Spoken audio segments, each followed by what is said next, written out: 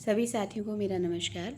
और जैसा कि हम लोग कल जो ईरानी वंश वृक्ष था उसको हमने पूरा कंप्लीट किया था और किस तरह से जो आधुनिक फ़ारसी निकली थी उसके बारे में बात करते हुए हमने ये देखा था कि दरद जो है वो दरद जो ग्रियर्सन के द्वारा निकाले गए 3 शब्द थे भारतीय ईरानी से। तो उन्होंने 3 पार्ट में बांटा था, एक ईरानी था, एक भारतीय आर्य भाषा था और एक दरद था।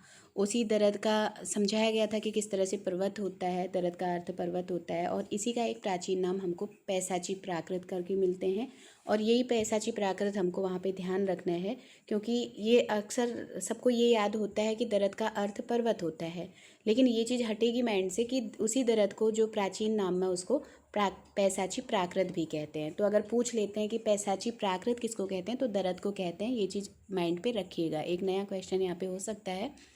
और दरद का क्षेत्र कहाँ है तो दोनों मैंने बताया था कि प वाला चीज़ भूलना नहीं है। तो पश्चिमोत्तर पंजाब हो जाएगा और दूसरा भी पामीर हो गया। तो यही क्षेत्र है जहाँ दरद भाषा प्रयोग होती है। और उसके अलावा इसके उपवर्ग भी हुए हैं। तो उस उपवर्ग के लिए एक ट्रिक हमने याद की थी। तो कश्मीर की 2 लड़कियां थी, सीना और चित्राली। ये किसी कोहिस्तानी को देख करके काफिर हो गई थी और इतना डर गई थी कि उनको दर्द महसूस हो रहा था ना, तो दर्द की उपवर्ग की हो गई। तो यहाँ पर हमारा ईरानी वाला जो वंश वृक्ष था वो यहाँ पे हमने एंड किया था। और आज जो हम देखेंगे वो है भारतीय आर्य भाषा। आज हम भारतीय आर्य भाषा पढ़ेंगे, लेकिन इसको समझने के लिए ये चीज़ें जो भारतीय आर्य भाषा वाला ये पोर्शन है, इससे बहुत प्रश्न बनते हैं। चाहे वो प्राचीन में हो, चाहे वो मध्य में हो, चाहे आधुनिक में हो, 1 या 2 क्वेश्चन यहाँ से ज़रूर पूछा जाता है। इसलिए इसका अध्ययन हमारे लिए बहुत महत्वपूर्ण रहेगा। बहुत अच्छी और बहुत मोस्ट इम्पोर्टेंट क्लास इसको कहा जाएगा। ठीक है, तो बहुत ध्यान से इसको करिएगा। इसमें पहला प्रश्न तो इसका जो इनको 3 पार्ट में डिवाइड करा गया है, इसी से एक प्रश्न बनता है कि कौन सा समय किस में आता है, कौन सी भाषा किस में आती है, या प्राचीन आर्य भाषा का समय क्या था, या मध्य का क्या था, या आधुनिक का क्या था, या इनके अंदर जा कर के फिर वैदिक संस्कृत का क्या समय है, या संस्कृत जो लौकिक होती है उसका क्या समय है, पाली का क्या समय रहा है, प्राकृत का क्या रहा है, या भ्रंश क्या क्या रहा है। ये मोस्ट इंपॉर्टेंट यहाँ पे स्ट्रक्चर है। इस स्ट्रक्चर को एकदम डिट्टो जैसा दिया है वैसे ही हमको याद करना है और सन सहित याद करना है। ठीक है, तो इस पोर्शन को बहुत मोस्ट इम्पोर्टेंट करके आप लोग याद करेंगे। ठीक है, तो देखिए भारतीय आर्य भाषा, पहली बात है हम लोग आर्य भाषाओं का अब यहाँ पे पढ़ रहे हैं कि किस तरह से हमारी आर्य भाषाएं बटी हुई हैं। ठीक है, तो ध्यान रखेंगे जो भारतीय आर्य भाषा है, भारतीय आर्य भाषा समूह को कालक्रम की दृष्टि से निम्न वर्गों में बांटा गया है। जो ये आर्य भाषाएं हैं इनको 3 पार्ट में आपको डिवाइड करी हुई मिल रही हैं। तो एक आर्य भाषा सबसे पुरानी होगी तो उसको प्राचीन नाम मिल गया। ठीक है, उसको प्राचीन मिल गया। तो प्राचीन जब आगे बढ़ी तो बीच में पहुंची तो उसको मध्य नाम मिल गया। ठीक है, और इसी आर्य भाषा को जब अभी पढ़ रहे हैं तो ये आधुनिक नाम मिल गया। बस इन 3 शब्दों को याद रखिएगा, है ना। जब हम प्राचीन इसको पढ़ेंगे तो 3 पार्ट में डिवाइड करेंगे, तो एक एक शब्द याद कर लीजिए। जब हमारी आर्य भाषा सबसे पुराने स्तर पे है, जब से पुरानी है तो क्या कहलाएगी वो, और यहीं से नाम निकाल लीजिए। पुराना है तो प्राचीन कहलाएगी, तो प्राचीन के साथ भारतीय आर्य भाषा जोड़ दीजिए। इसके बाद अगर अब दोबारा पूछा जाता है कि बीच में क्या आया, तो 3 भागों में डिवाइड हुए तो बीच वाली स्थिति क्या हो गई, मध्य हो गई। तो यहाँ पे मध्यकालीन आर्य भाषा हो जाएगी। ठीक है, और फिर आता है तीसरी जो स्टेज है वो आती है आधुनिक। अभी वो क्या चल रही है उसकी बात हो रही है। तो ठीक है, एक प्राचीन, एक मध्य और एक आधुनिक करके हमने भारतीय आर्य भाषा को 3 पार्ट में डिवाइड कर लिया। अब क्या करना है, इसका समय याद करना है। ठीक है, अब ये प्राचीन वाला जो है, जो हमारी प्राचीन है,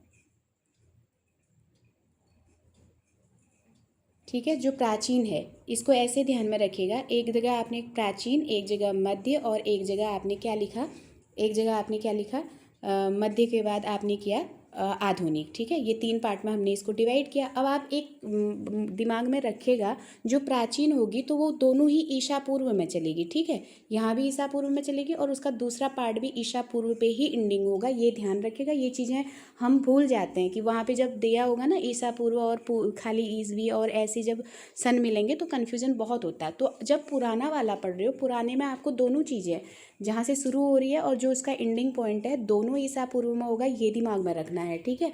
जब आप मध्य में आ जाओगे तो मध्य वाला हमेशा एंडिंग से शुरू होता है, तो ये चीज़ तो यहाँ पे रहेगी, है ना। तो ईसा पूर्व तो यहाँ पे रहेगा, लेकिन इसका एंडिंग पॉइंट होगा मध्य का, वो केवल ईसवी पे ख़त्म हो जाएगी। इसको आपको ध्यान रखना है, ठीक है। और जो तीसरा है आधुनिक वाला अब यहाँ ईसवी से शुरू होगा, तो इसका एंडिंग पॉइंट भी ईसवी ही होगा। कहने का मतलब है ये अब तक हो जाएगी या ईसवी में ही चलेगी, ठीक है, चाहे कैसे भी इसको याद करिए।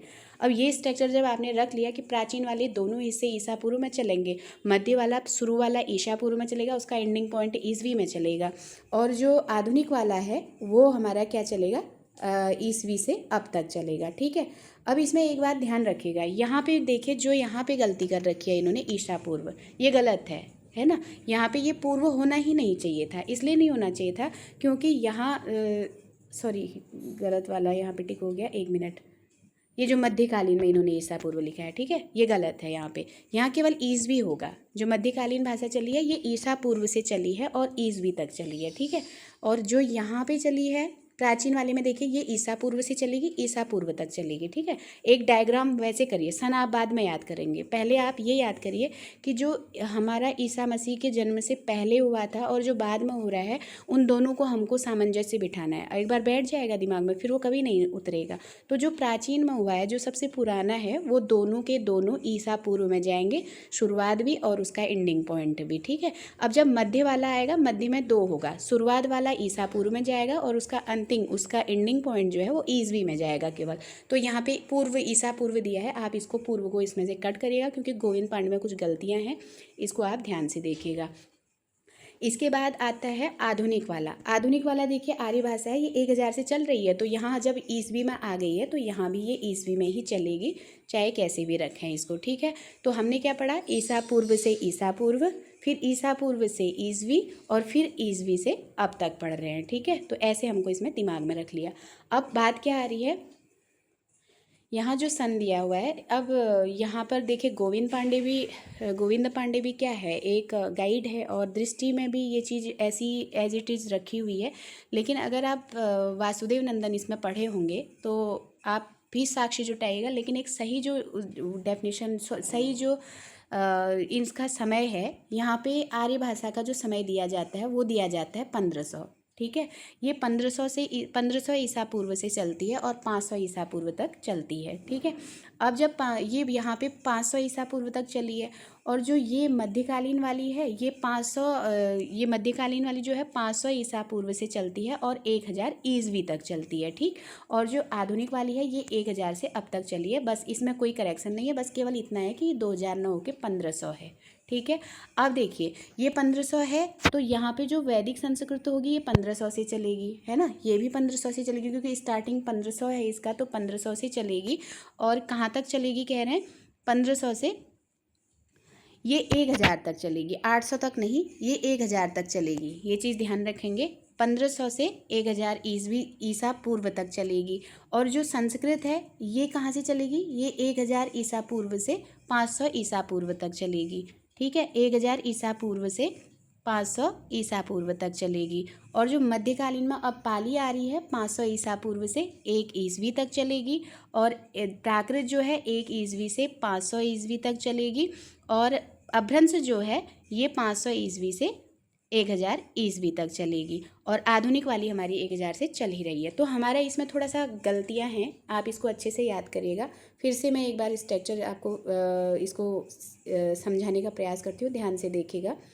तो जो ये यहाँ पे मैंने आपको बताया था, इस चीज़ को आप ध्यान रखिएगा। जो ये प्राचीन मैं लिखी हूँ, मध्य लिखी हूँ, और यहाँ पे आधुनिक लिख रही हूँ, इसको आप ध्यान से देखिएगा। ये हमारी प्राचीन जो है ये ईसा पूर्व से चलेगी। तो ईसा पूर्व में कितना आएगा, यहाँ पे हम ईसा पूर्व में लेंगे 1500, ठीक है। प्राचीन वाली हमारी 1500 से स्टार्ट हो रही है, तो 1500 ईसा पूर्व से शुरू हो रही है, और कहाँ तक चलेगी ये हमारी, ये 1500 ईसा पूर्व से शुरू होकर के 500 ईसा पूर्व तक चलेगी, ठीक है। इसको आप ध्यान रखेंगे, ये ऐसे चलेगी प्राचीन वाली। और जो मध्य वाली है ये कैसे चलेगी, ये चलेगी मध्य वाली जो चलाएंगे, ये जब यहाँ पे ये प्राचीन वाली 500 पे समाप्त हो रही है तो ये आपकी 500 से शुरू होगी, 500 ईसा पूर्व से, है ना। अब हमने 500 ईसा से इसको शुरू किया तो ये हमारी ख़त्म कहाँ पे होगी, 1000 ईस्वी पर, ठीक है। तो 1000 ईस्वी हो जाएगा, ठीक है। यहाँ पे 1000 आपकी ईस्वी आ जाएगी, ठीक है। इसको ध्यान रखिएगा, 1000 ईस्वी, ठीक। अब यहाँ पूर्व नहीं होगा, यहाँ पूर्व लिखा है लेकिन ये गलत है, ठीक है। अब जो आधुनिक है ये वाला 1000 हम आधुनिक पे उठाएंगे ना, हर में ऐसा ही होता है। जैसे आपका शुरुआत यहाँ है, एंडिंग पॉइंट है, तो ये एंडिंग पॉइंट आपके मध्य में आ गई यहाँ पे, है ना। और मध्य से ये 1000 ईस्वी पर चली तो ये 1000 ईस्वी अब आपका यहाँ पे आधुनिक पे आ जाएगा, है ना। अब यहाँ से ये चल ही रही है, ऐसे आप समझिए। हमेशा एंडिंग पॉइंट से उसका दूसरा वाला शुरू हो जाता है। तो 1500 से शुरू हुआ तो 500 ईस्वी तक चला, और 500 सॉरी ये ईसा पूर्व होगा, 500 ईसा पूर्व तक चला। और जब 500 ईसा पूर्व से शुरू हुआ तो 500 ईसा पूर्व से शुरू होगा और 1000 ईस्वी तक चलेगा, फिर 1000 ईस्वी से शुरू हुआ और अब तक ये चल ही रहा है, ठीक है। अब जब आपने ये कर लिया, अब हमको क्या समझना है, इतना हमने पहले इसका एक सिस्टम समझ लिया कि इतने में हमारी प्राचीन, मध्य और आधुनिक आ रही है। अब हमको क्या समझना है कि इस प्राचीन के अंदर भी 2 लैंग्वेज आ रही हैं। एक क्या हो गया, एक वैदिक हो गया और एक क्या हो जाएगा, एक वैदिक और एक लौकिक हो जाएगा, है ना, एक लौकिक हो जाएगा। अब इस वैदिक और लौकिक का आपको समय पूछेगा वो, है ना। तो यहाँ पे आपको वैदिक का समय क्या बताना है, वैदिक 1500 से हमने अगर प्राचीन को शुरू कर रखा है तो ये 1500 ईसा पूर्व से ही चलेगी, लेकिन कहाँ तक जाएगी, 1000 ईसा पूर्व तक जाएगी, ठीक है। और इसी का जो लौकिक पार्ट है ये जब 1000 ईसा पूर्व से चलेगा और ये कहाँ तक चलेगा, 500 ईसा पूर्व से, है ना। अब हमारा जो प्राचीन आर्य भाषा का समय है वो चला ना 1500 से 500 ईसा पूर्व, वो इसलिए चला क्योंकि 1500 से वैदिक शुरू हो रहा है और लौकिक 500 ईस्वी तक खत्म हो रहा है, ठीक है। तो इस तरह से हमारा प्राचीन कंप्लीट हुआ। अब जब मध्य की बात करते हैं तो मध्य में हमारी 3 भाषाएं आ जाती है ना। एक क्या आती है, एक पाली आती है, और एक हमारी प्राकृत आती है, और एक हमारी अभ्रंश आती है, ठीक है। अब हमने जो ये यहाँ पे हमने 500 ईसा पूर्व में इसको ख़त्म कर रखा है ना, 500 ईसा पूर्व में हमने लौकिक को ख़त्म किया, तो पाली को हम 500 ईसा पूर्व तो देंगे ही देंगे। तो 500 ईसा पूर्व से ये शुरू होगी और कहाँ तक जाएगी पाली वाली, तो 1 ईस्वी तक चली जाएगी। ये कहाँ तक जाएगी, 1 ईस्वी तक जाएगी। अब यहाँ हमने पढ़ा है ना कि जो मध्यकालीन वाली है वो 500 ईसा पूर्व से 1000 ईस्वी तक जा रही है। अब 1000 ईस्वी कहाँ आएगा, इसका अभ्रंश में आएगा, 1000 ईस्वी एंडिंग पॉइंट पे आएगा, क्योंकि हमको वहाँ पे उसको रखना ही रखना है। 1000 हमारा ख़त्म होगा तीसरे वाले के एंडिंग में, ठीक है। तो 1000 ईस्वी हमारा यहाँ आना है, और 500 से हम कर रहे हैं 500 ईसा पूर्व से हमने शुरू किया पाली को, और 1 ईस्वी तक ये गई। अब यहाँ पे ये 1 ईस्वी, जो 1 ईस्वी है वो यहाँ पे आ जाएगा, ठीक है। 1 ईस्वी यहाँ पे आया तो 1 ईस्वी से कितना चलेगी, ये 500 चलेगी, है ना, 500 ईस्वी चलेगी। तो इसको आप ध्यान रखेंगे, 500 ईस्वी चली। अब ये 500 ईस्वी यहाँ पे आ जाएगा, 500 ईस्वी से 1000 तक चली है, ठीक है। अब समझने वाली बात है, आप अच्छे से समझिए। पहले 3 पार्ट में उसको डिवाइड करिएगा, जो 3 पार्ट में आपके आ रहे हैं, फिर उसके अंदर जितने भाग हैं उन भागों में आप उस जो समय दिया गया है उसको आप उसमें रखेंगे, ठीक है। जब इस तरह से करेंगे तो आसानी से आपको याद हो जाएगा। तो अब आप एक बार इसमें बुक में समझिए इसको। तो इसमें क्या कह रहे हैं, प्राचीन आर्य भाषा का समय दिया है 2000, आपको ये 2000 को यहाँ पे 1500 कर देना है, बस ये गलती है यहाँ पे, ठीक है। 1500 ईसा पूर्व से 500 ईसा पूर्व, ये दोनों ईसा पूर्व में जाएगी।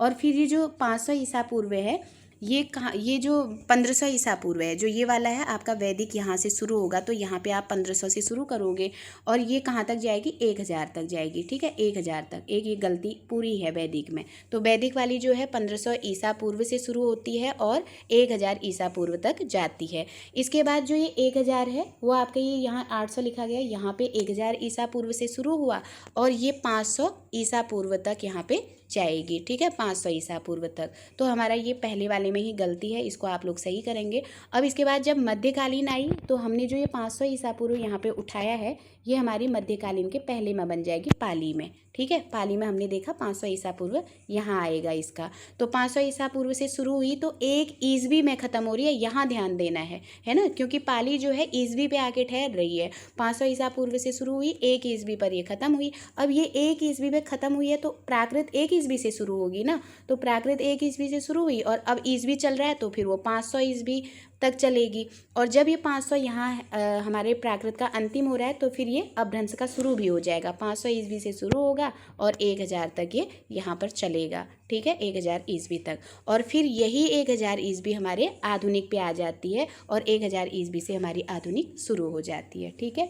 अब सिंपली क्वेश्चन पूछेंगे कि प्राकृत का समय क्या है, तो आपको बताना है 1 ईस्वी से 500 ईस्वी तक है। अगर प्रश्न पूछ लिया वैदिक संस्कृत का समय क्या है, तब आपको बताना है 1500 ईसा पूर्व से 1000 ईसा पूर्व है, ठीक है। अगर पूछ लिया कि अपभ्रंश का समय क्या है, तब आपको बताना है कि अपभ्रंश का समय 500 ईस्वी से 1000 ईस्वी है। अब अगर यहाँ प्रश्न बनता है कि प्राचीन भारतीय आर्य भाषा का क्या समय है, अब प्राचीन पूछ लिया तो इसमें दोनों इंक्लूड हो गए। प्राचीन के अंतर्गत आपका वैदिक भी इंक्लूड हो गया, लौकिक भी इंक्लूड हो गया। अब आपको दिमाग दोनों में लगाना है, वैदिक से शुरू करना है, लौकिक के एंडिंग पॉइंट तक जाना है। तब आपका समय क्या हो जाएगा, 1500 ईसा पूर्व से लेके 500 ईसा पूर्व प्राचीन का समय है, ठीक है। ऐसे ही पूछ लिया मध्यकालीन आर्य भाषा का समय क्या है, तब आपके दिमाग में झट से ये आना चाहिए कि मध्यकालीन मतलब तीनों भाषाएं, यानी कि पाली, प्राकृत और अपभ्रंश। पाली का शुरुआत पॉइंट और क्या कहते हैं अपभ्रंश का एंडिंग पॉइंट, ये तीनों को इंक्लूड करके आपको मध्यकाल की भाषा बताना है। तो मध्यकाल 500 से शुरू होता है, हमारी पाली 500 से शुरू होती है और उसका एंडिंग पॉइंट 1000 है। तो आपको 500 ईसा पूर्व से 1000 ईस्वी तक आपको बताना है, ये मध्यकाल की भाषा है। आधुनिक में तो कुछ भी याद नहीं करना है, केवल हमको तरीका याद करना है कि मध्य के अंदर 3 लैंग्वेज आ रही हैं और जो प्राचीन है उसके अंदर 2 लैंग्वेज आ रही हैं। और अगर आप दोनों का भी समय पढ़ लेते हैं ना, तो प्राचीन का और मध्य का निकाल लेंगे, क्योंकि आपको पता है कि जो वैदिक का शुरुआत है वहाँ से प्राचीन हमारी शुरू हो रही है और जो लौकिक का एंडिंग पॉइंट है वहाँ पे हमारी प्राचीन जो आर्य भाषा है वो समाप्त हो रही है ना। ऐसे भी आप उसको याद रख सकते हैं और दोनों तरीके से आप उसको निकाल सकते हैं। बस ध्यान रखना है ईस्वी कहाँ पे शुरू हो रहा है, ठीक है। और दूसरी बात, जो हमारी प्राचीन है वही ईसा पूर्व में ज़्यादा चलेगी और पाली का जो शुरुआत है वो ईसा पूर्व पे होगा, ज़्यादा सारी फिर ईस्वी में चलेगी, ठीक है। कहीं पर भी आपकी ईस्वी हटनी नहीं है, केवल 3 जगह आपको ईस्वी ईसा पूर्व याद करना है। प्राचीन में वैदिक वाला पूरा का पूरा आपका वैदिक हो गया, लौकिक हो गया, पूरा का पूरा आपका ईसा पूर्व में चलेगा, ठीक है, क्योंकि वो प्राचीन है तो पूरा ईसा पूर्व में चलेगा। लेकिन जैसे ही आप मध्यकाल में एंट्री करेंगे, इसमें जो पाली है, पाली वाली लैंग्वेज, वो 500 ईसा पूर्व से शुरू होगी और 1 ईस्वी पे आ जाएगी। पाली से ही आपको चेंजेस लगेंगे, पाली का शुरुआत जरूर ईसा पूर्व में होगा लेकिन ईस्वी में वो खत्म होगी, ये चीज़ ध्यान रखिएगा, है ना। तो 1 ईस्वी में वहाँ पे वो जाएगी, फिर 1 ईस्वी से 500 ईस्वी, फिर दोनों के चाहे वो प्राकृत है चाहे वो अपभ्रंश है, ये दोनों फिर ईस्वी में आ जाएंगे। ये चीज़ आपको बढ़िया से समझ के करना है क्योंकि यहाँ से एक प्रश्न बनेगा, ठीक है। अब आज हम जो पढ़ेंगे, देखिए जो प्राचीन भारतीय आर्य भाषा है इसमें 2 आते हैं, तो वैदिक को ज़्यादा डिटेल में यहाँ पे बताया गया है और लौकिक को थोड़ा सा समझाया गया। तो हमको केवल इतना ध्यान रखना है कि क्या क्या वैदिक के अंदर हुआ था। बहुत ही ज़्यादा डीप में है, समझना भी कठिन है, तो कोशिश करते हैं इसको समझने की। जो प्राचीन भारतीय आर्य भाषा है इसके हमने 2 पार्ट कर रखे हैं, एक वैदिक संस्कृत आता है इसके अंदर, एक लौकिक संस्कृत आता है। तो सबसे पहले हम किसको देख रहे हैं, हम देख रहे हैं वैदिक संस्कृत को, ठीक है, याद रखिएगा इसको, है ना। अब आगे क्या कह रहे हैं, वैदिक संस्कृत प्राचीन भारतीय आर्य भाषा का प्राचीनतम नमूना वैदिक साहित्य में दिखाई देता है। एक प्रश्न बन रहा है कि प्राचीन भारतीय साहित्य का नमूना हमको कहाँ मिलता है। जैसे ही प्राचीन आए तो वैदिक लगा दीजिएगा, है ना। वेदों में प्राचीन बातें हो रही है तो वेद की तरफ चला जाइए, तो वैदिक संस्कृत में हमको वैदिक साहित्य में दिखाई देता है। वैदिक साहित्य का सृजन वैदिक संस्कृत में हुआ है। अब अगर वैदिक साहित्य कहाँ पे मिला है कहेंगे तो उसी के प्रश्न में ही उत्तर है कि वैदिक साहित्य का सृजन कहाँ पे हुआ है, तो हमको बताना है कि वैदिक संस्कृत में हुआ है। सिंपल सा क्वेश्चन है। एक प्रश्न बन रहा है यहाँ पे कि जो वैदिक साहित्य है इसका सृजन कहाँ पे हो रहा है, इसको ध्यान रखिएगा, है ना। तो इसका सृजन वैदिक संस्कृत पे हो रहा है। ये छोटा सा प्रश्न कि वैदिक साहित्य का सृजन कहाँ पे हुआ है, जहाँ पे वैदिक में लिटरेचर लिखा जा रहा है तो वो वैदिक संस्कृत में ही तो होगा, है ना। तो उत्तर भी वैदिक संस्कृत होगा। वैदिक संस्कृत को वैदिकी, वैदिक, छंदस और छांदस कहते हैं। 4 नाम आपको संस्कृत वैदिक संस्कृत के मिल रहे हैं। जो हमारी वेद वाली संस्कृत होती है उसके 4 नाम मिल रहे हैं। 2 तो वेद से ही है, जैसे हम वैदिक शब्द पढ़ रहे हैं तो 2 तो उसी से मिल रहा है, एक वैदिकी और एक वैदिक, ठीक है। लेकिन छंदस और छांदस आपको याद करना है कि छंदस छांदस नाम भी किसके हैं, वैदिक संस्कृत के हैं। ठीक है। वैदिक साहित्य को 3 विभागों में बांटा गया है, ये मोस्ट इम्पोर्टेंट क्वेश्चन है, ठीक है। इसको आप इम्पोर्टेंट करेंगे कि वैदिक जो साहित्य है, वैदिक साहित्य को कितने विभाग इसके होते हैं, ठीक है। ये विभाग शब्द को गोला करिए और विभाग के बारे में सोचिए। तो वैदिक संस्कृत के कितने विभाग होते हैं? 3 विभाग होते हैं, ठीक है, 3 विभाग। एक को संहिता कहते हैं, एक को ब्राह्मण कहते हैं और एक को उपनिषद कहते हैं। एक मोस्ट प्रश्न यहाँ पे बन रहा है, ठीक है। तो पूछा जाएगा कि वैदिक संस्कृत में कितने विभाग होते हैं, जोर दे रहे हैं विभाग पे, तो आपको इसी विभाग को याद करना है, व से वैदिक संस्कृत और व से विभाग। तो जब वैदिक संस्कृत के विभाग पूछे जाएंगे तो सीधे दिमाग में संहिता, उपनिषद और ब्राह्मण को आपको याद रखना है, ठीक है। तो संहिता हो गए, ब्राह्मण हो गए और उपनिषद हो गए, ये 3 जो है वैदिक संस्कृत के क्या होते हैं? विभाग होते हैं। संहिता विभाग में अब देखिए जो संहिता होती है ना, इसमें एक चीज़ समझिएगा, आप इसको याद करिएगा। अगर एक विभाग आपके पास संहिता आ गया, अब इसके बारे में पूछा जा रहा है आपसे कि संहिता विभाग क्या है, तो आपको याद करना है संहिता में आप चारों वेदों के नाम याद कर लीजिए, बस भूलेंगे ही नहीं। संहिता में जैसे आप ऋग्वेद, यजुर्वेद, सामवेद, अथर्ववेद करते हैं तो इसको आधा आधा पढ़ लीजिए। ऋग संहिता है ना, ऋग संहिता, तो आपने ऋग्वेद पूरा नहीं बोला, ऋग बोल दिया तो ऋग संहिता। आपने यजुर्वेद पूरा नहीं बोला तो बोल दिया यजु संहिता। आपने सामवेद पूरा नहीं पढ़ा तो बोला साम संहिता। आपने अथर्ववेद पूरा नहीं पढ़ा, उसमें से वेद हटा दो, तो ये जो 4 आधे आधे नाम आ रहे हैं यही आपकी क्या हैं? संहिताएं हैं, ठीक है। अगर पूछ लेते हैं कि 4 संहिताओं के नाम लिखिए, है ना, अब हमारे दिमाग में आएगा ही नहीं, हम तो कहेंगे हमने तो 4 वेद पढ़े थे लेकिन संहिता तो नहीं पढ़ी थी, है ना। लेकिन आपको समझना है कि जो संहिताएं हैं वही जो हम 4 वेद पढ़ते हैं उनके आधे आधे नाम है, वही संहिताएं हो जाती हैं। तो ऋग्वेद है तो उसको आधा कर लीजिए, ऋग संहिता, है ना। तो यजुर्वेद है तो यजु संहिता, और उसके बाद सामवेद है तो साम संहिता, और अगर अथर्ववेद है तो फिर अथर्व संहिता। ये 4 हमारे पास संहिताएं आएंगी। संहिताओं के नाम पूछेंगे तो महत्व की दृष्टि से प्रधान ऋग संहिता है। अब यहाँ पे जो महत्व दिया गया है वो किसको गया है? ऋग संहिता को गया है। अब अगर एक प्रश्न आपसे ये पूछा जाए कि 4 वेदों में सबसे महत्वपूर्ण वेद किसको कहा जाता है, तो हम लोग ऋग्वेद बोलते हैं। जब ऋग्वेद को महत्वपूर्ण कहा जाता है तो यहाँ संहिता में अगर पूछ दें कि चारों संहिता में कौन महत्वपूर्ण संहिता है, तो वो भी तो ऋग संहिता होगी ना। तो आप उस वेद को ही याद करिएगा कि सबसे महत्वपूर्ण वेद कौन कहा जाता है या सबसे पुराना वेद कौन कहा जाता है, तो झट से हम उत्तर देते हैं कि ऋग्वेद कहा जाता है। तो उसी ऋग्वेद से आप ऋग संहिता को भी याद करेंगे कि सबसे महत्वपूर्ण संहिता कौन है पूछते हैं तो वो ऋग संहिता है, ठीक है। ऋग का शाब्दिक अर्थ होता है स्तुति, है ना, जो हम स्तुति करते हैं ईश्वर की, तो यही ऋग का एक शाब्दिक अर्थ है। और ये प्रश्न भी महत्वपूर्ण है कि ऋग का शाब्दिक अर्थ क्या है, तो ऋग का शाब्दिक अर्थ स्तुति है, ठीक है। ऋग का शाब्दिक अर्थ स्तुति है। ऋग्वेद में ये प्रश्न भी इम्पोर्टेंट है कि कितनी ऋग्वेद में मंडल होते हैं, कितने सूक्त होते हैं और कितनी ऋचाएँ होती हैं। जितना गोला लग रहा है एक एक प्रश्न इम्पोर्टेंट है। ऋग्वेद में कितने मंडल होते हैं, देखिए, चाहे मंडल पूछे, चाहे सूक्त पूछे, चाहे ऋचाएँ पूछे, सबसे पहली बात तो ये याद रख लीजिए कि 10-10 नंबर आपको सबको देना है। 10 उसमें मंडल भी हैं, 10 उसमें ऋचाएँ भी हैं और 10 उसमें क्या है, सूक्त भी हैं। अब ध्यान रखना है, 10 मंडल कहा, इसको यहीं पे स्टॉप कर दो, वो 10 ही मंडल में चल रहा है, ठीक है। लेकिन 10 आपने सूक्त में भी लगाया और 10 आपने क्या कहते हैं ऋचाएँ में भी लगाया, इसके आगे के डिजिट याद कर लीजिए ना। तो अब आपने सूक्त कहा है तो सूक्त में आप 28 और जोड़ दीजिए कि 28 सूक्त यानी कि 28 श्लोक और लगा देते हैं। 10 तो आपने दिया ही है, 10 के आगे 28 लिख दो तो 1028 इसमें सूक्त हो जाएंगे, है ना। अब आपको क्या करना है, ऋचाएँ कितनी हैं, तो ऋचाएँ में 3 लेटर आ रहे हैं, है ना, ऋचाएँ 3 लग रहे हैं, है ना। और ऋचाएँ हैं तो आपको उसमें 580 रुपया दे देना है वहाँ पे, तो 10 के साथ 580। अब आपको अच्छे से याद हो गया होगा कि ऋग्वेद में कितने मंडल हैं, कितने सूक्त हैं और कितनी ऋचाएँ हैं, ठीक है। ऋचाएँ में च पूरा है, सूक्त में आधा क है, उसको आधा ही मानिए, है ना, वो पूरा नहीं है, लेकिन ऋचाएँ पूरा 3 लेटर लेके बैठा हुआ है। तो ऋचाएँ, तो ऋचाओं में आपको 3 नंबर देने भी पड़ेंगे, वो 580 का काम किया है ऋचाओं ने, ठीक है।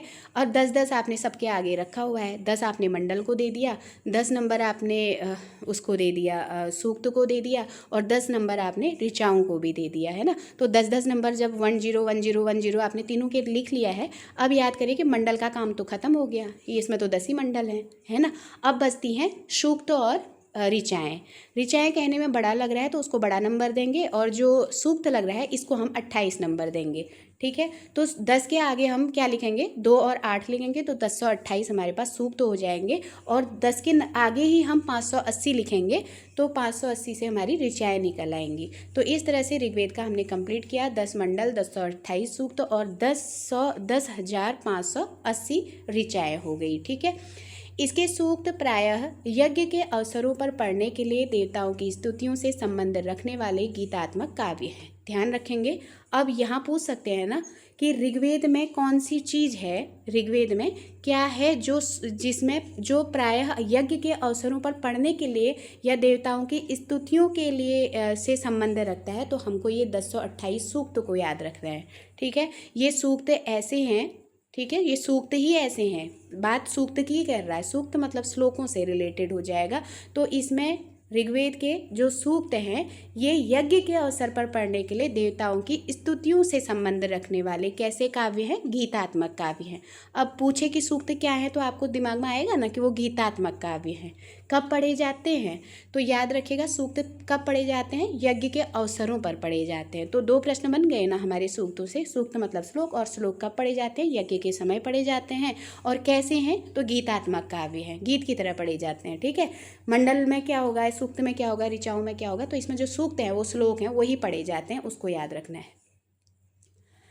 आगे बात आ रही है अब यजु की। ये तो ऋग्वेद की हो गई। अब यजु संहिता के लिए क्या कह रहे हैं, एक संहिता हम कंप्लीट कर चुके ऋक वाली। ठीक है, ऋक में ये सब आई थी। अब दूसरा है यजु संहिता। ध्यान से दीजिएगा, यजु का मतलब यज्ञ से आपको वैसे ही लग रहा है, जैसे यजु बोले तो यज्ञ। ठीक है, तो यज्ञ के कर्मकांड में प्रयुक्त मंत्र, ध्यान दीजिएगा, पद्य और गद्य दोनों रूपों में संग्रहित हैं। अब यहाँ प्रश्न बनेगा ना, कौन सी संहिता है जहाँ पर यज्ञ के कर्मकांड के लिए जो मंत्र बने हुए हैं वो ये पद्य और गद्य को ध्यान दीजिएगा, वो पद्य और गद्य में है ना। जब पद्य गद्य पर दो, यानी कि वो गद्य में भी है और वो पद्य में भी है, तो किस संहिता के अंदर है ये पूछा जाएगा। कौन सी संहिता है जहाँ पे मंत्र या सूक्तों को पद्य या गद्य दोनों में रखा गया है, तो हमको बताना है यजु संहिता में। ठीक है, यजु संहिता में गद्य पद्य दोनों में वर्क हो रहा है। यजु संहिता कृष्ण एवं शुक्ल इन 2 रूपों में सुरक्षित है। अब ये भी इम्पोर्टेंट हो गया, कौन सी संहिता है जो कृष्ण और शुक्ल इन 2 रूपों में है। देखो उसके साथ गद्य पद्य भी लग रहा है और कृष्ण शुक्ल भी लग रहा है। ऐसे आप याद कर सकते हो, एक ही संहिता है जिसमें 2 चीज़ों का जिक्र हुआ है, गद्य का भी पद्य का भी हुआ है और कृष्ण और शुक्ल का पक्ष का भी हो रहा है ना। तो कृष्ण और शुक्ल पक्ष हो गया और गद्य और पद्य हो गया। ये दोनों बातें यजु संहिता के लिए आई हैं। ठीक है, कृष्ण यजुर्वेद संहिता में मंत्र भाग एवं गद्यमय वाक्यात्मक भाग साथ साथ संकलित किए गए हैं, परंतु शुक्ल यजुर्वेद संहिता में केवल मंत्र भाग संग्रहित हैं। अब जो कृष्ण और शुक्ल को आप पढ़ रहे हैं ना, इसमें आपको याद रखना है, जो कृष्ण है वो 2 चीज़ें लेके चल रहा है, जो कृष्ण यजु है वो 2 चीज़ें ले रहा है, लेकिन शुक्ल जो है वो एक ही चीज़ ले रहा है। ठीक है, शुक्ल वाले भाग में केवल मंत्र भाग संग्रहित हैं। ध्यान रखिएगा, शुक्ल जो है वो क्या कर रहे हैं, केवल शुक्ल वाला क्या है, शुक्ल केवल यजुर्वेद संहिता में केवल मंत्र भाग संग्रहित है। जो शुक्ल यजुर्वेद संहिता है इसमें केवल मंत्र भाग है, और जो कृष्ण यजुर्वेद है उसमें क्या है, कह रहे हैं कृष्ण यजुर्वेद संहिता में मंत्र भाग और गद्यमय व्याख्यात्मक भाग भी साथ साथ संकलित हुआ है। तो आपको अच्छे से सोचना है कि हमने गद्य पद्य कहाँ पे पढ़ा था, तो गद्य पद्य हमारा यजु संहिता में आया था। फिर आपने कहाँ पे पढ़ा था कि कृष्ण और शुक्ल की बात, दोनों पक्षों की बात किस में आई थी, तब भी हमको कहना है कि वो यजु संहिता में आई थी। फिर आपसे प्रश्न बनेगा कि कौन सा भाग है जहाँ पे मंत्र ही मंत्र आया है, केवल मंत्र बताया गया है, तो आपको बताना है कि वो शुक्ल वाला है। शुक्ल केवल मंत्र ही मंत्र पढ़ रहे थे, है ना, हमारे शुक्ल जी जो है वो केवल मंत्र पढ़ रहे थे, ऐसे याद रखिएगा। और कौन सा भाग है यजु संहिता का जिसमें सूत्र तो पढ़े जाते हैं, यानी कि श्लोक तो पढ़े जा रहे हैं, लेकिन साथ में उसका व्याख्या भी किया जा रहा है, तो ये कृष्ण में है। ठीक है, कृष्ण वाला जो पक्ष है उसमें पहले सूक्त भी बोले जाते हैं और फिर उसकी व्याख्या भी की जाती है। मोस्ट इम्पोर्टेंट यजु संहिता आपका यहाँ पे समाप्त हो गया। ठीक है, आगे पढ़ रहे हैं सामवेद। सामवेद में सोम यागों में वीणा के साथ गाए जाने वाले सूक्तों को गेय पदों के रूप में सजाया गया है। अच्छा, अगर सिंपली हमसे पूछा जाता है कि जो गाने के लिए जो वेद या वो संहिता है वो कौन सी है ना, तो सीधे हम कह देते हैं कि गाने के लिए जो होती है वो सामवेद होता है। लेकिन एक बात आप इसमें ध्यान रखिएगा, यहाँ पे क्या आया है ना, गाना तो आया है, यानी कि जो सोम याज्ञों है ना, इसमें वीणा के साथ गाया जाता है, ये बात ध्यान रखना। अब यहाँ प्रश्न बनेगा कि कौन सी संहिता है जहाँ पे गाने को, है ना, जो सोम याग हैं उनको वीणा के साथ गाया जाता है, वीणा के साथ, वीणा भी बजाई जाएगी, उसके साथ गाया जाएगा, है ना। तो फिर उसके बाद सूक्तों को गेय पदों के रूप में सजाया जाता है, तो ये हो जाएगा सामवेद। ठीक है, तो हम गाना या श्लोक गाएंगे। मंत्रोच्चारण आपका यजु में भी हो रहा था, उससे पहले हमने पढ़ा था कि ऋग में भी हो रहा था, लेकिन कौन सा ऐसा था जहाँ गाने की तरह श्लोक तो गाए जा रहे हैं, साथ में वीणा की ध्वनि भी बजाई जा रही है, तो वो हमारा सामवेद हो जाएगा। इसको हमको याद रखना है। ठीक है, सामवेद केवल 75 मंत्र ही मौलिक है, ये एक इम्पोर्टेंट प्रश्न है सामवेद के लिए।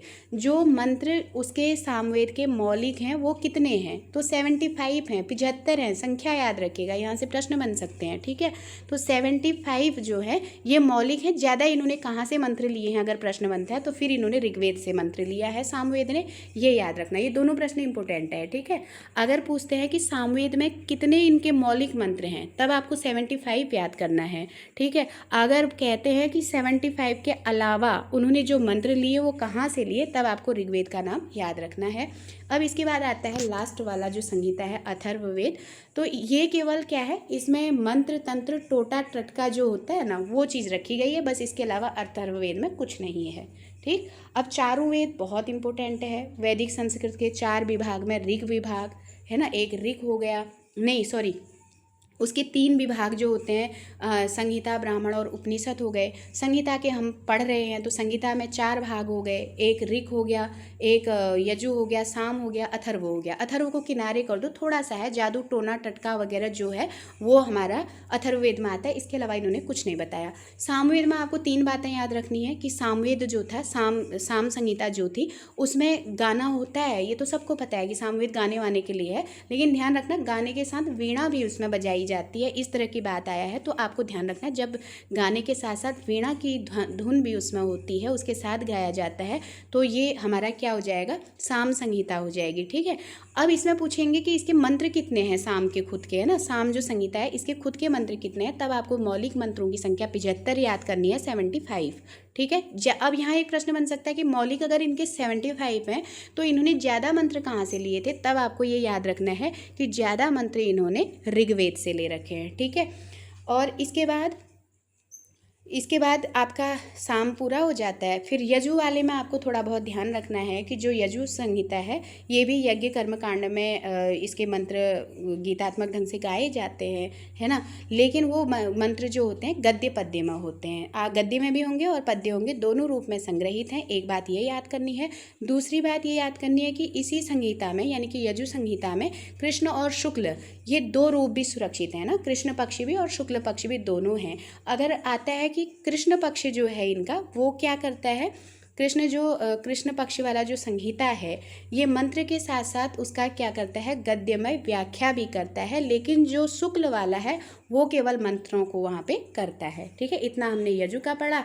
और ऋग संहिता जो है ये तो हमको सिंपली याद करना है कि इसमें 10 मंडल, 1028 सूक्त और 10,580 ऋचाएँ हैं। और जो इसके सूक्त हैं यानी कि जो 1028 सूक्त हैं ये प्रायः यज्ञ के अवसरों पर पढ़ने के लिए देवताओं की स्तुति से संबंध रखने वाले गीतात्मक काव्य हैं। ठीक है, वहाँ पर हम क्या पढ़ रहे थे यजु वाले में, वो यज्ञ कर्म कांड के लिए है। ठीक है, लेकिन ये जो है यहाँ पर जो सूक्त हैं 1028 ऋग्वेद वाली, ये देवताओं की स्तुति के लिए हैं। बात याद रखिएगा, यहाँ क्या कह रहा है, जब यज्ञ वगैरह होता है तो देवताओं की स्तुति के संबंध रखने वाले वहाँ पे गीतात्मक वो काव्य हैं। ठीक है, तो इस तरह से हमने ये 4 हमने ये पढ़े और पहला विभाग हमारा कंप्लीट हो गया। अब इसके बाद हम दूसरे विभाग की तरफ जा रहे हैं, तो दूसरा विभाग हमारा ब्राह्मण वाला है। ठीक है, तो ब्राह्मण भाग में कर्मकांड की व्याख्या करी गई है। ये तो सबको पता है कि जो ब्राह्मण वाला पार्ट होता है वो क्या करता है, हमेशा व्याख्या करता है। ठीक है, और प्रत्येक संहिता ने अपने अपने ब्राह्मण ग्रंथ बनाए हैं। अब जो हमने अभी संहिताएं पढ़ी हैं, 4 संहिताएं पढ़ी थी, है ना। एक ऋग संहिता पढ़ी, एक यजु संहिता पढ़ी, एक साम संहिता पढ़ी और एक हमने अथर्व संहिता पढ़ी। तो इन चारों के ब्राह्मण भी बनाए गए हैं। करें दूसरा नाम तो ब्राह्मणी है, तो दोनों के ब्राह्मण ही बनाए जाएंगे, ठीक है।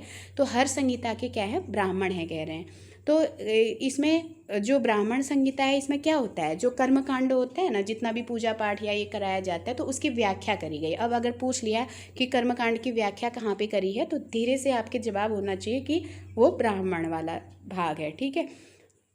अब इनमें जो ब्राह्मण है उनको आप पढ़िए। जो ऋग्वेद है ना, जो ऋग्वेद पढ़ा था उसका जो ब्राह्मण है उसको क्या कहते हैं, ऐतरेय कह रहे हैं, ठीक है।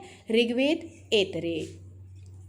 कैसे याद करेंगे इसको, ऋग्वेद है, ऋग्वेद और ऐतरेय है ना। ऋग्वेद पहला है वेद और इसमें भी ऐतरेय आ रहा है, ए से आ रहा है तो एक, ठीक है। ऐतरेय ऋग्वेद का हो गया। इसके बाद सामवेद है। अब सामवेद को याद कर लो। साम को चाहे आप उसमें ब्राह्मण को तांडव कह लो, चाहे पंचवीस कह लो, नाम एक ही है, अथवा कर रखा है ना इन्होंने।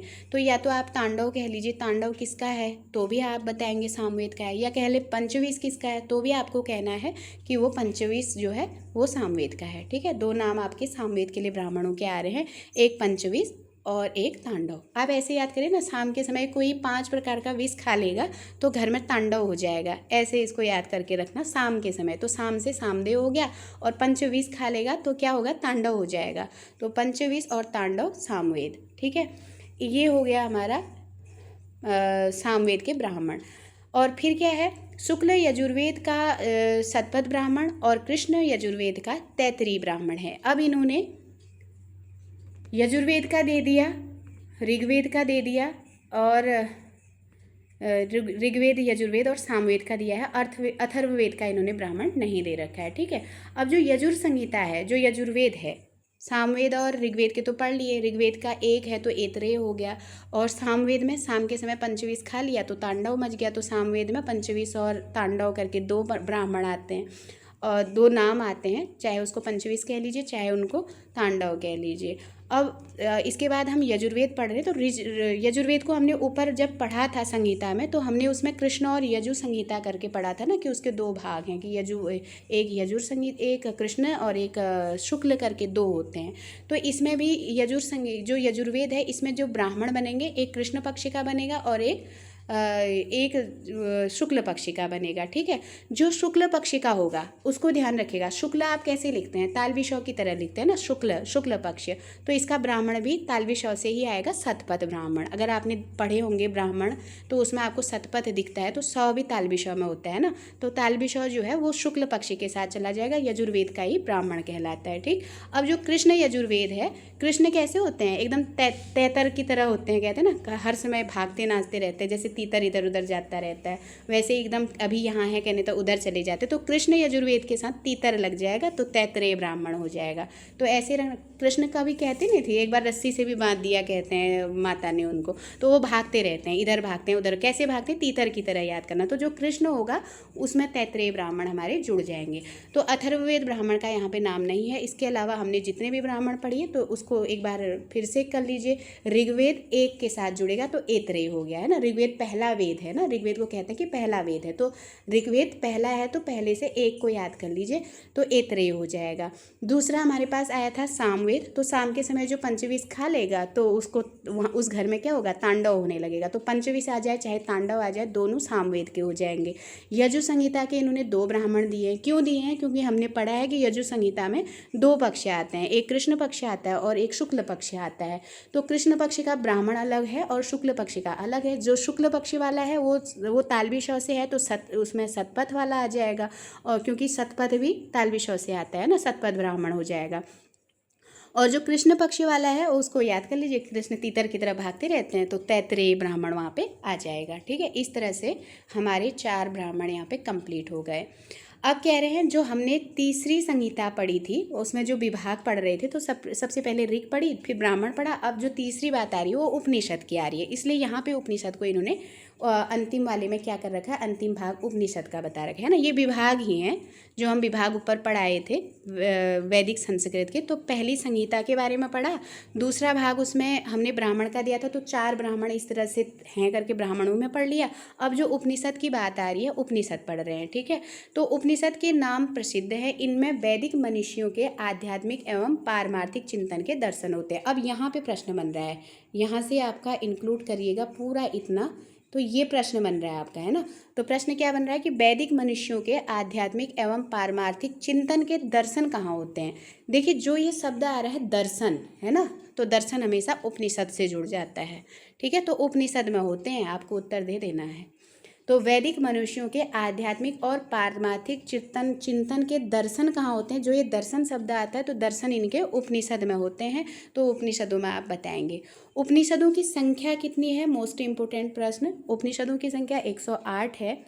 और जो मुख्य उपनिषद हैं वो कितने बताए गए हैं, तो 12 बताए गए हैं। एटलीस्ट 12 उपनिषदों के नाम हमको याद होना चाहिए, ज़्यादा ना भी हो तो, है ना। तो टोटल जो उपनिषद हैं वो 108 है। और उसमें से जो मुख्य उपनिषद बताए गए हैं वो कितने बताए गए हैं, 12 बताए गए। तो 12 के नाम यहाँ पे दिया हुआ है, इसको आप लोग देखेंगे, ठीक है। पहले देखिए ईश केन कंठ है, दूसरा प्रश्न और बृहदारण्य है, तीसरा जो है ऐत्रेय छांदोग्य है, फिर तैत्रेय मुंडक और मांडुक्य है, कौशितकी है और श्वेता श्वेतर उपनिषद है, ठीक है। अब ये 12 नाम याद करिएगा। हो सकता है कि कौन सा उपनिषद है 12 में से, कौन सा नहीं है, ऐसे प्रश्न आ जाए, है ना। 4 उपनिषद दे दे और पूछें कि उसमें कुछ और नाम लिखा हो, पूछे इसमें से कौन सा उपनिषद नहीं है, पूछ दें, क्योंकि 12 मोस्ट कह रखे हैं। तो एक प्रश्न बन सकता है जिसमें आपको 3 उपनिषदों के नाम लिख के दे देंगे, एक कुछ और का नाम लिख देंगे, पूछेंगे कि इनमें से 12 मुख्य उपनिषदों में से कौन सा नहीं है। एक प्रश्न बनने की संभावना है। तो मोटा मोटा एक आइडिया ले लीजिए कि 12 उपनिषदों को हम कैसे पढ़ते हैं, ठीक है। अब मैं एक थोड़ा सा आइडिया देती हूँ आपको। जो ये 3 दिए हैं यहाँ पे, है ना, इनको एक साथ याद कर लीजिए। जैसे ईश केन कठ, ईश कठोपनिषद है ना, तो ईश केन कठ हो गया। तो ये 2-2 वर्ण वाले नाम हैं, छोटा छोटा है। तो ईश मतलब भगवान हो गए, है ना। केन मतलब कोई डब्बा या बर्तन समझ लीजिए, या केन की नदी याद कर लीजिए जो केदारनाथ अग्रवाल के उसमें लगी हुई है। तो पहले तो ईश को याद कर लीजिए, भगवान को। हम कोई काम करते हैं सबसे पहले ईश को याद कर लेते हैं, ईश्वर को, है ना। तो ईश उपनिषद हो गया एक। दूसरा हमारे पास केन हो गया, एक केन आया है, 2 ही लेटर हैं, है ना, केना, तो केन हो गया। एक हमारे पास कठ, कट हो गया। तो ईश केन कट हमने 3 याद कर लिए जो 2-2 लेटर से हैं। तो हमको इतना तो माइंड में रहेगा कि एक ईश पढ़ा था, एक कट पढ़ा था और एक केन पढ़ा था, है ना। तो 3 हो गए। अब इसके बाद आपको क्या याद करना है, प्रश्न जो है वो अरण्य में पूछा था। किसी से प्रश्न पूछा था, कहाँ पे प्रश्न हम कहाँ पे पूछते हैं, जब कहीं पे रास्ता भटक जाते हैं और या कहीं पे जाना, किसी को कोई चीज़ नहीं मिल पा रही होती है तब पूछता है। तो प्रश्न हमको अरण्य में रास्ता पता नहीं चला तो हमने प्रश्न पूछा कि हम कहाँ जाएं अब, है ना। तो प्रश्न, एक प्रश्न उपनिषद हो गया और एक कहाँ पे प्रश्न पूछा था, अरण्य में, ठीक है। तो बृहदारण्य हो गया। तो 2 हमको ऐसे याद हो गए, ठीक। तो अब हमको क्या करना है, जो यहाँ पे ब्राह्मण आ रहे हैं, देखिए एक हमने ऐत्रेय ब्राह्मण पढ़ा है, एक हमने अभी तैत्रीय ब्राह्मण पढ़ा था जो इसमें आए थे अभी कृष्ण वाले में हमने एक तैत्रीय ब्राह्मण पढ़ा था और एक ऐत्रेय ब्राह्मण पढ़ा था ऋग्वेद में। एक किसी के ब्राह्मण कौशितकी भी होते हैं, ठीक है। तो इन तीनों को ब्राह्मण के रूप में याद कर लो कि 3 ब्राह्मण से उपनिषद बने हुए हैं। तो 3 ब्राह्मणों के नाम आपको याद रहेंगे। तो आप 3 ब्राह्मणों के नाम जैसे भी 3 उपनिषद हैं। तो कौन कौन है, ऐत्रेय हमने पढ़ा है, उसमें ब्राह्मण में पढ़ा था, तो ये उपनिषद भी है।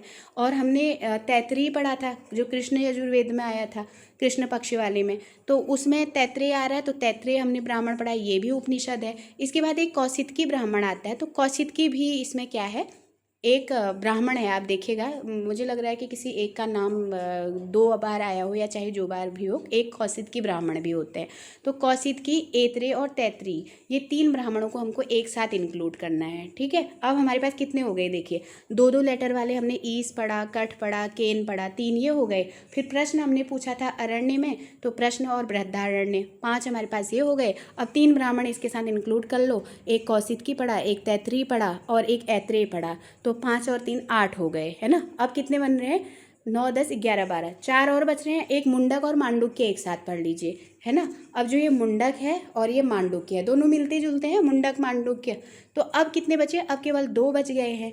एक ये देखिए, एक छंद बच रहा है और एक उपनिषद बच रहा है। छंद और उपनिषद, छंदोपनिषद है ना, तो छंद से छांदोग्य हो गया, उपनिषद से श्वेताश्वेतर उपनिषद हो गया। कितना सरल हमने तरीके से ये 12 रचनाएं, जो 12 उपनिषद हैं, पढ़ लिए हैं। देखिए एक बार फिर से रिपीट कर रही हूँ, क्योंकि रिपीट का इसलिए मैं रिपीट कराती हूँ बार बार, ताकि थोड़ा पढ़िए लेकिन वो याद हो जाए, है ना। तो मेन तो ये होता है कि पुस्तक कितनी बार पढ़ी जाती है, लेकिन ये समझ में कैसे आ रही है वो चीज़ें हमको सीखनी है, थोड़ा सा मेहनत करनी है। तो ज़रूर एक बार जब समझ में आ जाएगा तो फिर प्रश्न हमारा गलत नहीं होगा। तो इसको ध्यान से सुनिएगा। हमने 3 पढ़े 2-2 वर्ण से, है ना। तो उसमें क्या था, एक ईस था, एक कठ था और एक केन था, तो 3 हमारे हो गए। फिर इसके बाद हमने कहा कि प्रश्न पूछा था अरण्य में, तो प्रश्न से प्रश्न हो गया और अरण्य से बृहदारण्य हो गया, तो 5 हो गए।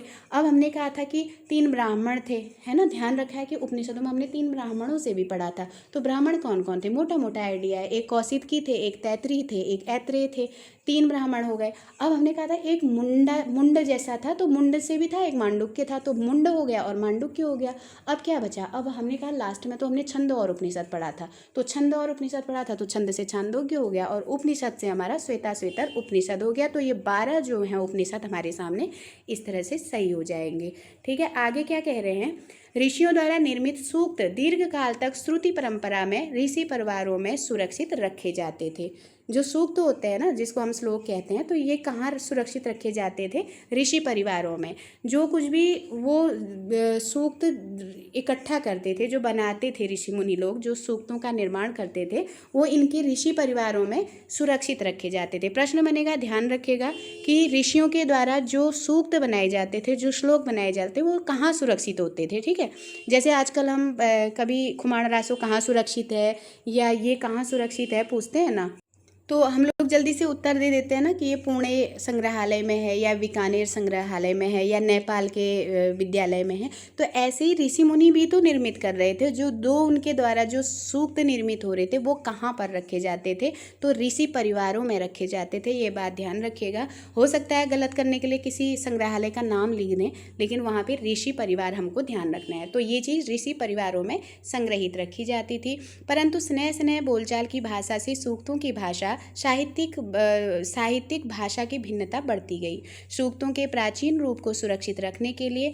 संहिता में प्रत्येक पद को संधि रहित अथवा अलग अलग कर पदपाठ बनाया गया था। पदपाठ से संहिता पाठ बनाने के नियम निर्दिष्ट किए गए और इस प्रकार वेद की विभिन्न शाखाओं के प्रतिशाखियों की रचना हुई। ध्यान रखना, इसी तरह से क्या हुई थी, प्रतिशाखियों की, जो वेद हैं, हमारे जो वेद हैं, ऋग्वेद, यजुर्वेद, सामवेद, अथर्ववेद, इनके क्या हुए थे, कह रहे हैं प्रतिशाखियों की रचना हुई। अब पूछेंगे प्रतिशाखी क्या है, तो आपको याद रखना है कि ये वेदों की क्या है, वेदों की शाखा है। ठीक है, विभिन्न वेद की विभिन्न शाखाओं के जो शाखा थी उनसे प्रतिशाखियों की रचना हुई। वेद की 1130 शाखाएं हैं। अभी तक हमने ऋग्वेद में 10 मंडल पढ़े थे, है ना। जो वेद था इसमें हमने इसमें से जो ऋग्वेद है उसके 10 मंडल और वो पढ़ा था, वो चीज़ अलग है क्योंकि वो ऋग्वेद का था। लेकिन यहाँ पे वेद की पूछा है शाखाएँ कितनी है, तो हमको क्या याद करना है, 1130, है ना। 1130 शाखाएँ वेद की मानी गई हैं।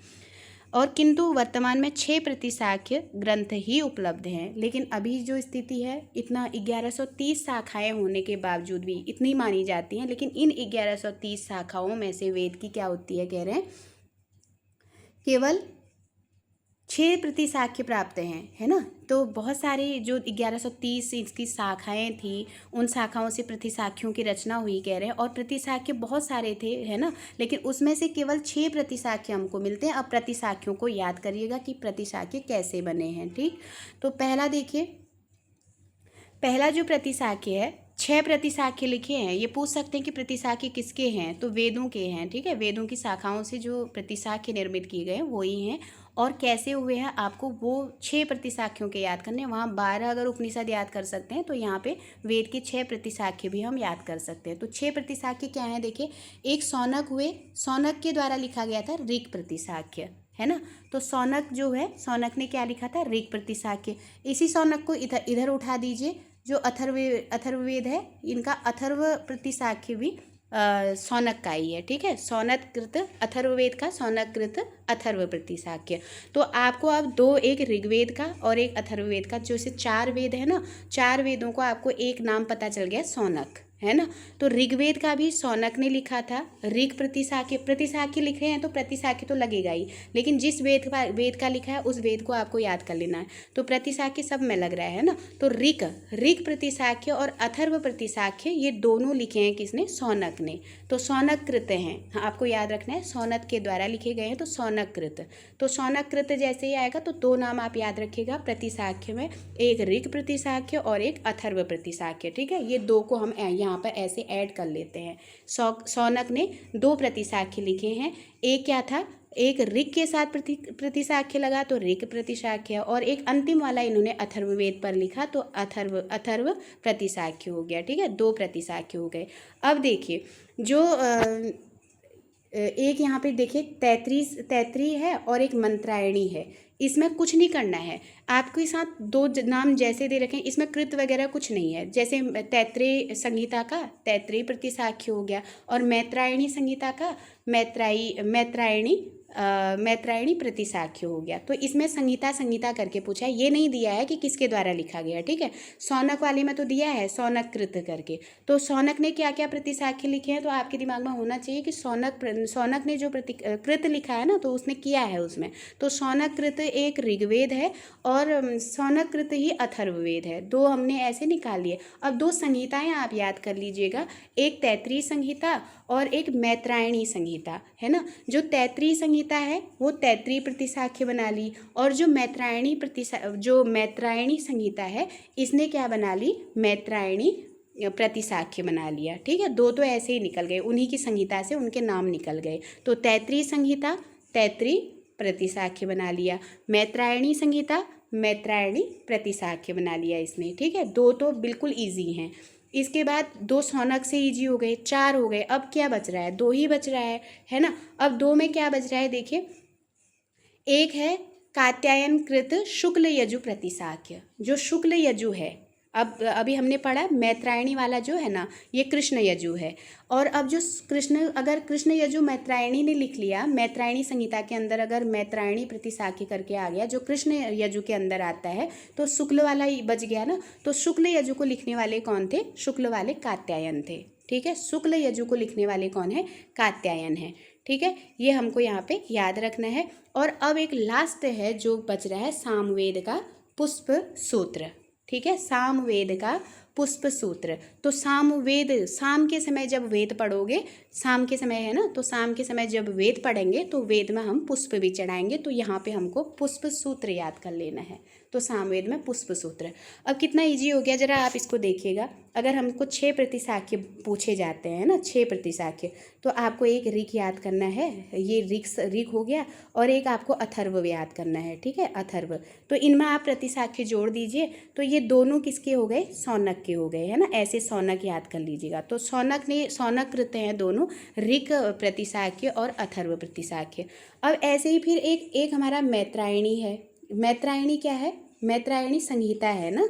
और एक हमारी तैत्रीय संहिता आई है, तैत्रीय संहिता आई है। तो मैत्रायणी से मैत्रायणी प्रतिशाख्य बन जाएगा, और तैत्रीय से तैत्रीय प्रतिशाख्य। इनमें कुछ नहीं लगा है, बस इतना आपको केवल याद रखना है कि ये संहिता में आ रही है आपके पास, है ना। ये दोनों संहिता में आ रही हैं, मैत्रायणी और तैत्रीय जो है दोनों संहिता में आई। और दोनों के साथ आपको जैसे ही संहिता दिखी आप उसमें लगा देंगे, एक मैत्रायणी प्रतिशाख्य है और एक तैत्रीय प्रतिशाख्य है। तो 4 हो गई। बस आपको क्या रखना है, ये मैत्री जो है कृष्ण रखते हैं, है ना। मैत्री सबसे कौन रखते थे? कृष्ण रखते थे।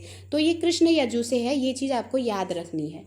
मैत्री जो है हमेशा कृष्ण रखते थे सबसे, है ना। गोपियों से, माता पिता से, ग्वालों से, जो भी है मैत्री रखते थे। तो मैत्री कृष्ण से जुड़ेगी तो कृष्ण यजु संहिता से ये हो जाएगी। अब अगर कृष्ण यजु संहिता ये हो गई, तो शुक्ल से भी तो एक होगी। शुक्ल पक्ष हमने पढ़ा था ना, तो शुक्ल यजु से भी तो कोई होगा। तो शुक्ल यजु से कौन होगा? ये जो शुक्ल यजु वाला होगा वो कात्यायन होंगे। आपने एक कात्यायन करके वो भी पढ़े होंगे, कात्यायन होंगे इसमें। ठीक है, तो शुक्ल यजु वाले कौन होंगे? कात्यायन होंगे। अब एक ही चीज़ बच रही है, अब बच रहा है सामवेद, है ना। अब क्या बच रहा है? सामवेद पढ़ रहा है।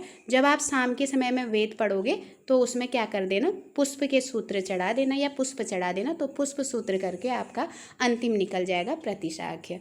तो इस तरह से हमारे सारे जो 6 शाखे हैं वो हमने कंप्लीट कर लिए हैं। ठीक है, तो उम्मीद करती हूँ कि ये आपको अच्छे से समझ में भी आ गया होगा। तो 12 मुख्य जो उपनिषद हैं हमारे वो हमने पढ़ लिए, और जो वेदों के जो प्रतिशाख्य कहे गए हैं, है ना, जो 10 उसकी जो 1130 शाखाएं हैं, उन शाखाओं से जो प्रतिशाख्य निकले हैं, तो निकले तो बहुत थे कह रहे हैं, लेकिन उनमें से केवल 6 हमको शाख्य मिलते हैं, तो उसको हमने यहाँ पे देख लिया। ठीक है, अब क्या कह रहे हैं, इसके बाद कह रहे हैं, हाँ, प्रतिशाख्य हैं। इन प्रतिशाख्यों में अपनी अपनी शाखा से संबंधित वर्ण विचार,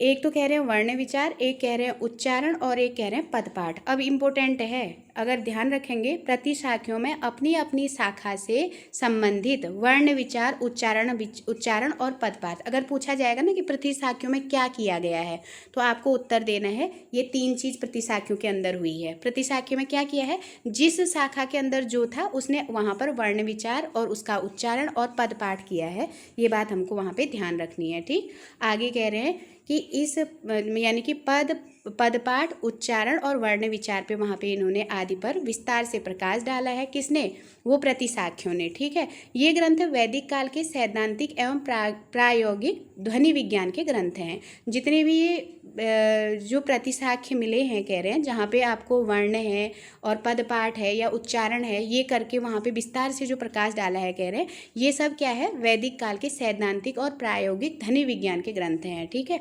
वैदिक संस्कृत ध्वनियाँ, यहाँ पे देखिए, वैदिक संस्कृत ध्वनियाँ, जो वैदिक काल में वैदिक संस्कृत की जो ध्वनियाँ थी, कितनी थी, एक नाम आ रहा है धीरेन्द्र वर्मा, एक नाम आ रहा है उदय नारायण तिवारी, और एक नाम आ रहा है डॉक्टर कपिल देव द्विवेदी। इन लोगों ने वैदिक काल में जो ध्वनियाँ मानी है वो 52 मानी है। ध्यान रखेंगे, 3 नाम आ रहे हैं। ठीक है, और धीरे से उदय हुआ कपिल का, है ना, धीरे से उदय हुआ कपिल का याद कर लीजिएगा। धीरे से धीरेन्द्र हो गए, उदय हुआ से उदय नारायण हो गए, और किसका हुआ था, कपिल का हुआ था, तो कपिल देव द्विवेदी हो गए। इन तीनों लोगों ने वहाँ पे वैदिक संस्कृत की जो ध्वनियाँ हैं वो 52 मानी है। ठीक है, कितनी मानी है, 52 मानी है, जिसमें से क्या है, 52 में 13 आपको स्वर याद करने हैं, और 39 आपको क्या करने हैं, इसमें व्यंजन याद करने हैं। अगर पूछेंगे कि इन तीनों ने 52 तो बताए हैं, तो उसमें स्वर कितने थे, जैसे हम नॉर्मली अभी स्वर पूछे तो 11 स्वर पढ़े जाते हैं, तो वहाँ पे 2 स्वर बढ़ के हैं। ठीक है, आप उस वहाँ पे जो स्वर बढ़ के हैं, तो वो स्वरों में आप ध्यान रखेंगे, एक जो री होता है, री का बड़ा वाला रूप, और एक री होता है, उसको भी काउंट किया गया है। ठीक है, तो उन दोनों को गिनने की वजह से, मतलब हम री तो अभी भी पढ़ लेते हैं कभी कभी, लेकिन री का बड़ा वाला रूप रखा है उन्होंने, है ना, जैसे अ के बाद आ पढ़ते हैं, वैसे ही री के बाद बड़ा री करते हैं। तो बड़ा री और री को जोड़ने के बाद वहाँ पे क्या हुआ है, संख्या 13 हुई है। तो इसको आप लोग ध्यान रखेंगे। ये चीज़ मैं कह रही हूँ, ये यहाँ पे गलत लिखा गया है ना, दोनों एक जैसे दिख रहे हैं, लेकिन इसके नीचे से आपको ऐसे एक और लगाना पड़ता है जब बड़ा री आप इसको पढ़ते हैं तो।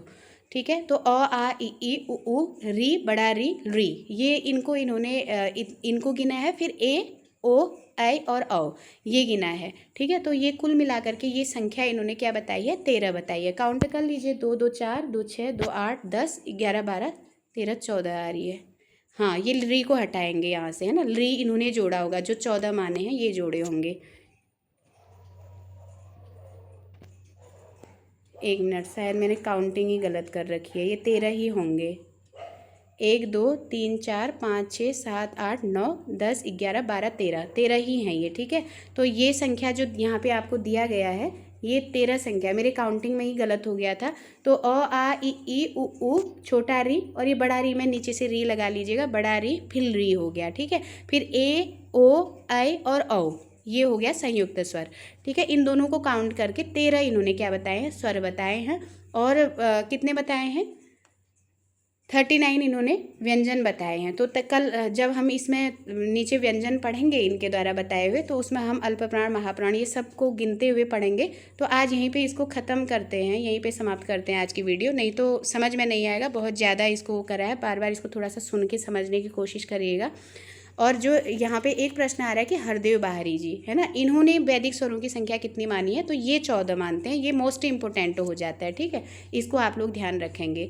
तो वैदिक स्वरों की संख्या 14 मानने वाले कौन है, हरदेव बाहरी हैं, और 13 मानने वाले कौन है, ये धीरेन्द्र, उदय और कपिल देव हैं। और सबसे बड़ी बात यह है कि री का भी बड़ा रूप इन्होंने माना है, और री को माना है, क्योंकि हम पढ़ते हैं ना कि वैदिक संस्कृत में री भी काउंट होता है, तो इसलिए इनकी संख्या इन्होंने 13 मानी है। और सबसे बड़ी बात, एक बात ध्यान रखिएगा, जैसे हम स्वर पढ़ते हैं तो संयुक्त स्वरों को हम सीधे पढ़ते हैं, ए ऐ ओ औ पढ़ते हैं, लेकिन वैदिक में वो ऐसे नहीं पढ़ा जाता। जैसे इधर पे दिया गया है ना, कभी कभी पूछ लेते हैं प्रश्न में कि ए ऐ ओ औ का क्रम कैसा था वैदिक संस्कृत में, तो पहले ए लिखा है, फिर ओ लिखा है, फिर ऐ लिखा है, फिर औ लिखा है। अगर आपने प्रत्याहार पढ़े होंगे तो उसमें आपको अच्छे से दिखेगा, बिल्कुल ऐसे ही रखे जाते हैं, ए के बाद ओ और फिर ऐ के बाद औ, यानी कि बड़े के साथ बड़ा, छोटे के साथ छोटा आता है। ठीक है, ये संस्कृत में छोटा है, जैसे छोटा ए है तो छोटा ओ आता है उसके साथ, और छोटा ए है तो नहीं, बड़ा ए है तो बड़ा औ आता है उसके साथ, है ना। तो ऐसे इसका क्रम होता है। कभी कभी क्रम पूछ लेते हैं तो इसको भी ध्यान में रखना कि वैदिक में लिखा कैसे जाता है। ए ऐ ओ औ नहीं लिखा जाता। अगर दे दिया वहाँ पे ए ऐ ओ औ है